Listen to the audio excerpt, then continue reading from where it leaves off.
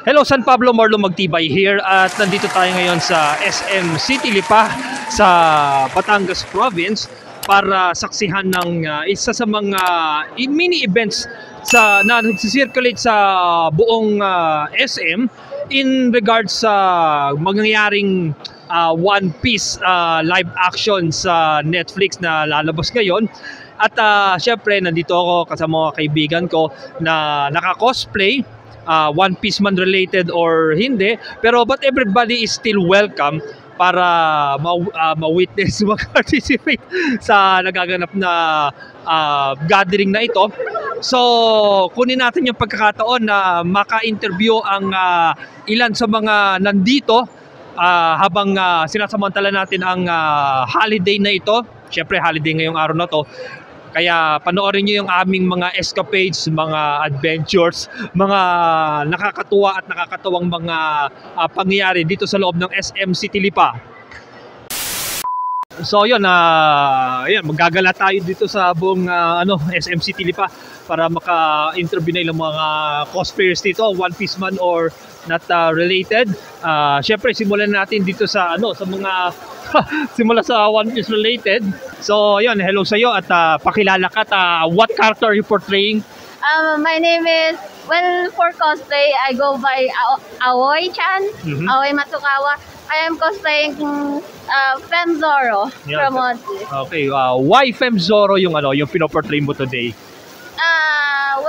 I do have a Trafalgar law, but I wanted my friends to see this particular cosplay. So, yun. Ayun. So, aware ka naman siguro na yung live action One Piece ay magre-release na sa Netflix. And how do you feel about it? I feel excited. Really, really excited. Since matagal na ako nanonood ng One Piece, I have rewatched it for like 3 times. With 1,000 episodes. So yeah, really, really excited. Yeah. So about the anime, anong pakiramdam mo? Anong tingin mo sa tagal ng umi-air ng One Piece right now? Yeah, given 1,000 plus episodes, what do you feel? What do you think about the flow of the story so far? So far, really exciting. Though the fighting scenes do go long, but it's not like older anime doesn't have it. All older anime does have it, but still pretty exciting about it. Okay, thank you very much, and I hope you enjoyed this mini gathering. Thank you very much. What character are you portraying now? I am Rinko Shirokane from Bang Dream Bandori. It's from a game and anime. Yeah. How's the feeling na nandito ka ngayon sa SM Lipa? I am very happy kasi it's been a while since my cosplay event dito sa SM Lipa. And I'm so exhausted from outdoor events. So mabuti may indoor events na. Ayun. So ayun, ano pakiramdam ng daming cosplayer na kapaligid? Friends ko sila. Friends mo lahat sila. Okay. Yeah. Sige, hope you enjoy the event. Thank you very much. Ayan, so isa sa mga viral characters ngayon ng Oshinoko, sina Ruby at Aqua. So, how's the feeling na nandito kayo ngayon sa SM Lipa? Sobrang saya po kasi po, yun nga po, ngayon lang po ulit nagkaroon ng event po sa SM Lipa po. Tapos sobrang dami po tao, sobrang dami po cosplayers po. Sobrang saya po and enjoy. Ikaw naman, Aqua. Parehas lang po ng sinabi niya. Parehas lang yung sinabi niya. So, how's the feeling na pinoportray ninyo yung isa sa mga pinaka-viral trending na anime characters this year? Nakakatawa din po kasi yun nga po may mga nakakilala po sa amin. Tapos nagpapapicture din po. Katulad po kanina may tuwan-tuwa pong bata. Sobrang pong nakakataba po ng puso. Ikaw naman, anong feeling? Nakakatuwa po, nakakataas ang confidence kahit pa paano. Masaya. Yun. So, anong masasabi nyo na ilan sa mga fans ng Oshinoko ay siniship yung magkapatid? Teka, hindi ko... Ayaw. No, talagang matibay yung paninitigan. Okay, thank you very much. Yan, thank you. Enjoy your event. Yan, thank you. Nandito ka na naman. Nandito ulit. Yan. Siyempre, andito ulit ako. What's up? Hi! Naruto dyan! Naito! So yun, this time naman ang kanyang suot ay kanyang 01 yun. 0-1. So ayun, after a long while, nagkaroon ulit ng at least cosplay gathering dito. So what makes you naman na pinoportray mo naman si Aruto? Yeah, so I'm portraying Aruto Hiden from Kamen Rider 01, the corny but yet powerful president of Hidden Intelligence. Ayun. Okay, so tapos ang yung kanyang DX sword. So alam mo na siguro na umi-air na ngayon sa Free TV sa GMA ang 01. So what's your thoughts about My that? thoughts about that, it's great kasi ako, laking GMA ako na Oz nung pinalabas siya nung maliit ako. So, having another Kamen Rider show air on Philippine TV for free gives us more fans, di ba? Baka mamaya may mga bata din dyan na lumaki growing up liking Kamen Rider 01. So, it's a good thing. A great thing actually. Ayun. So after long while nung huli tayo nag-usap, may nadagdagan na ba sa mga belts collection mo? Meron! Now I have lagpas 20 na. And may armor na rin. Siyempre, pag nagka-extra, bibili ko yung Gotchard. Ayun. Gotchard. Okay, so yun, thank you very much. Nice to see you again. Nice to see you too. Ayun, thank you very much. Ayan, kung again nakikita nyo, paikutin natin ang buong so lahat yan, biglang dagsa ng mga cosplayers everywhere dito sa loob ng ng area. Ayun, so hello, bakit si Sanji yung pinoportray mo ngayon? Idol ko din siya and ngayon usually nanonood pa din ako ng One Piece and idol ko pa din talaga yung mga galawan niya. Ayun. So, when you portray Sanji, ibig sabihin niya na may knowledge ka rin pagdating sa pagluluto. A little bit. What's your kung ikaw, ano yung specialty mo? Sa pagluluto po. Mga adobo, mga lutong bahay. Adobo. Hindi pwedeng mawala yan. Okay. Thank you very much. Hope you enjoyed this gathering. Thank you very much. Thank you. Bakit si Yuta yung pinoportray mo? Idol ko po kasi si Ado. Okay.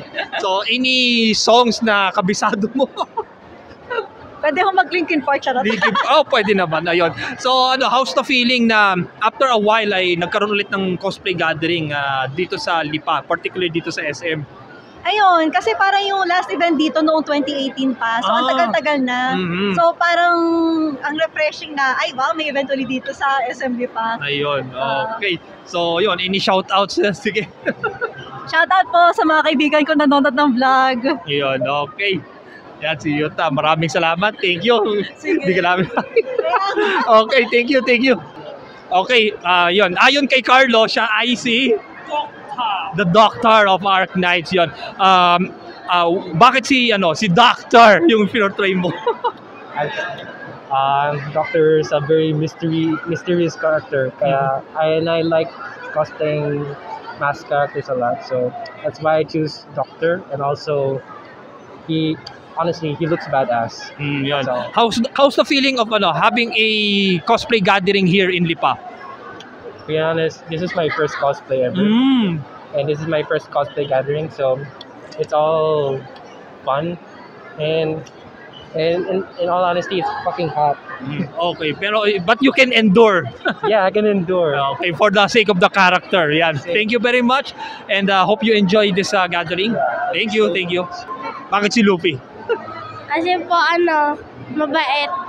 Mabait. Okay, kasama mo parents mo, yan doon sila, okay. So, anong pakiramdam na ang daming naka-cosplay ngayon dito sa loob ng mall? Nakakapanibago. Marami na bang nagpa-picture sa'yo? Ayun, so okay, so ayan, so hopefully mag-enjoy ka sa gathering na to kasama ng parents mo. Thank you very much. Ayan. Thank you po. It's a combination of Akatsuki at Anya. So talungin natin siya. Bakit ayaw na niya sa namin? Oo. Yung ba yung dahilan mo? Oo. Hindi ako pinayagan ni Chichi na mapa sa akin si Bond. Kaya ito na tayo ngayon, Akatsuki. Okay. Isa na lang ang horn ko, yan. Kaya Chichi, ako na ngayon ang kalaban mo. Okay, so how's the feeling of na nandito ka ngayon sa cosplay gathering dito sa SM? Masaya naman kahit na okay lang naman, masaya. Ayun, Yun lang. okay, thank you very much. Napaka-unique na kanyang portrait. nahuli namin na nag-iisang nag-i-interview, kaya interviewin ko yung nag-i-interview dito sa ano. So, yun. So, pakilala po kayo. I'm Ellen Bertuccio from Mall Marketing. Mall marketing ng SM City Lipa, yun. Una sa lahat, how's the feeling ng ganito karami yung reception ng isang cosplay gathering dito sa loob ng SM Lipa? Well, actually, sobrang exciting and nakakatuwa na ang dami palang cosplay lover at saka mga anime lover dito sa Lipa. Ayun. So, ayun, anong after nitong success nitong cosplay gathering, is there any plans ng SM Lipa na magkaroon ng a bit bigger event pagkatapos nito? I will have to see, pero for sure, since malaki yung market ng ano natin, hindi malabo na magkaroon. Ayun. Thank you very much. Okay, isa sa mga characters ng Chainsaw Man yan. What character are you portraying? Angel Devil. Angel Devil yan. Bakit si Angel Devil yung pinoportray mo? Relate lang po ako sa kanya. Gusto ko lang po overall kung ano po ang itsura niya. Ganyan po. Favorite character ko din po siya sa Chainsaw Man. Ayun. So, how's the feeling ng nandito ngayon na kasamang maraming cosplayers around dito sa loob ng SM Lipa? Masaya po. Marami din po akong kakilala dyan. Nahihiya lang po. Nahihiya lang. So, ayun. Approach mo lang sila. Tingin ko naman may entertain kanila. Ayun. Thank you very much. At hope you enjoy the event. Kayo din po. Okay, thank you. Ayun, one of the popular Genshin Impact characters she's portraying right now. Ayan, Wycliffe. Wycliffe! I think she's very adorable and she's also one of my favorite characters in Genshin, although I can't pull her. Oh, why? I always end up losing the banner and whose characters are you lose? Saan ka natalo? saan pa natalo? Currently, rolling po ako for Lenny kasi siya sa favorite ko. Pero hindi ko rin po ulit siya makuha, pero guaranteed. So, okay. Hydro Are you Archon. planning to pull for kay Furina? Yun. No, mostly men po ang na-roll ko kasi pogi. Pogi. So are you planning to pull Zhongli or Tartaglia in the next? Tartaglia. Oh. Tartaglia. Favorite. Okay, thank you very much. Yeah, I hope you enjoyed the gathering. Thank you very much.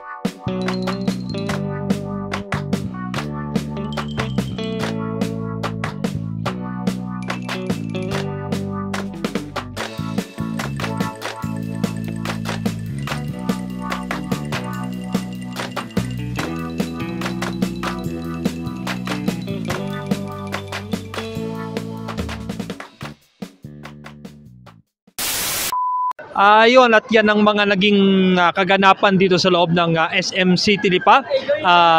Yun nga, maraming mga cosplayers ang nagpunta dito nitong buong hapon na to. At surprisingly, mapa One Piece team man or other cosplay ay hindi binigo yung lahat ng mga mall goers dito para ma-chance na maka-meet up or maka-picture ang mga ito. And hopefully, sa susunod na balik namin dito ay isang full-blown cosplay event na magaganap dito sa SM Lipa, kaya manifesting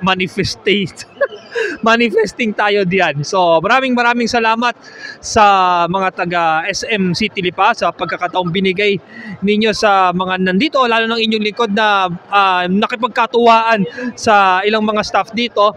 And again, hopefully, sa susunod na makabalik kami dito sa SM City Lipa ay isang full-blown cosplay event ang magaganap.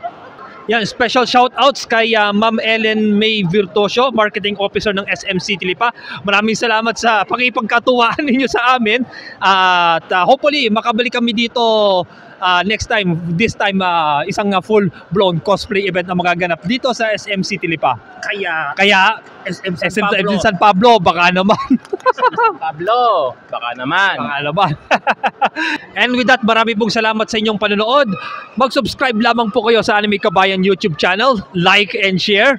Ring the bell also. Hanggang sa susunod po nating pagkikita mula dito sa SM City Lipa sa Batangas. Ako po si Marlon Magtibay, logging out. Marami pong salamat sa pagsama nyo sa amin.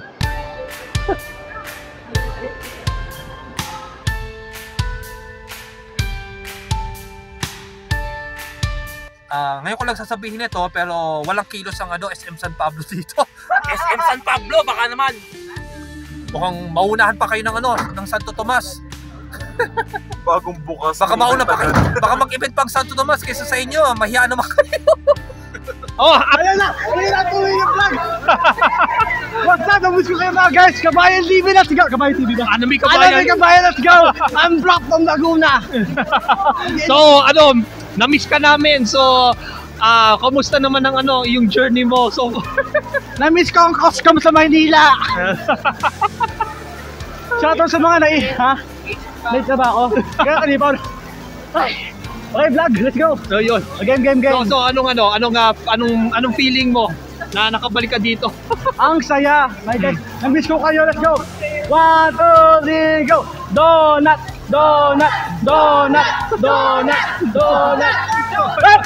Okay. Sana one day makita ko ulit yung cosplay mo na nagsasabing welcome to cooking with Shaq. Tapos na po Sanji era ko, ayoko na magdala ng rice cooker. Sige, thank you very much. Enjoy mo yung event. DX yan, Yo!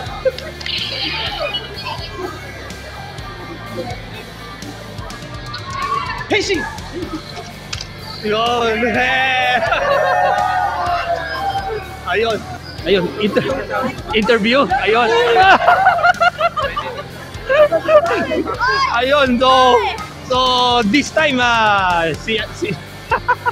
so Hindi ko kayo kilala. Wala. Nagkasan kayo? Dito lang sa San Pablo. Nagkasan kayo? San Pablo, yan. Musta na after a long while? Oh my gosh, I was wondering if y'all will go here because it's nearby. Well, it's a last-minute decision for us. So we came here. So how's the feeling that after a long while, SM Lipa had held another gathering here? Oh my god, it's amazing. When we first got the announcement, I was like, okay, bye guys, see you there. Oh my god, I still remember you from last cosplay event. January, yeah. But it's really nice to meet you again. Yeah, thank you very much. Nice to meet you. Yeah. Nice to meet you again. Okay, thank you very much. So ano pakiramdam na nagpo-portray ka ngayon bilang si Luffy? Napapasisi ako na yun. O bakit naman? Itong suit ko eh. Ay, hindi naman halata. At least kalahati lang yun. Pero siguro kung makikita sa ibang video, baka... Yun nga, seryoso. Ayun. So, ano pakiramdam na dumating tayo dito kanina tapos biglang isang iglap, biglang dumami? Nakakagulat, seryoso. Ayun. Ano pakiramdam? Sige. Okay, thank you. Ate, pwede pa interview. Hindi, pero masaya to. Masaya naman. Ayun. Okay lang naman siguro, ayan. Okay, tayo nga, for your information, galing pa kami ng San Pablo. Yan. Thank you very much. Maswerte ang Lipa na nagkaroon ng gathering dito. Yan, no disrespect sa SM San Pablo, baka naman. Thank you very much, such a good sport yan. Thank you. Yeah.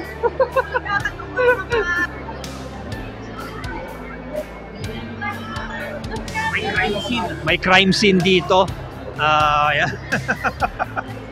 Sino pong suspect?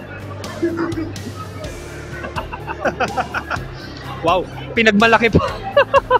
Well, yun, thankful ako na bagamat yung parang katuwaan lang na in-interview ko yung isa sa mga staff ng SM.